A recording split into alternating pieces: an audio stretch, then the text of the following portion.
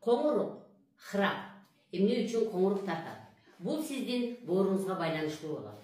Боордо проблема бар болсо, жировой гепатозбу, гепатитпи, токсический гепатитпи, лекарственный гепатитпи, кыскасы сиздин бооруңуз кыйналган мезгилде тилдин основасы деп коет.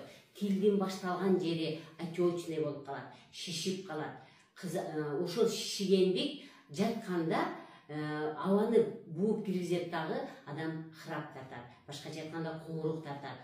Мындан тышкары жаа муундары дагы жабыркап калат. Демек, сиз коңуруктан кутулам десеңиз, бооруңуз менен иштеңиз. Бооруңузга дистарал массажын жасаңыз.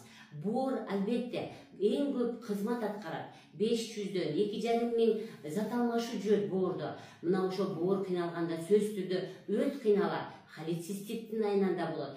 Боор кыйналганда сөзсүз түрдө дуоденит болот. 12 чеги дагы жабыркайт. Демек, сиз курсагыңызга массаж жасоо менен коңуруктан арыласыз. Сөзсүз түрдө массажды жасаңыз.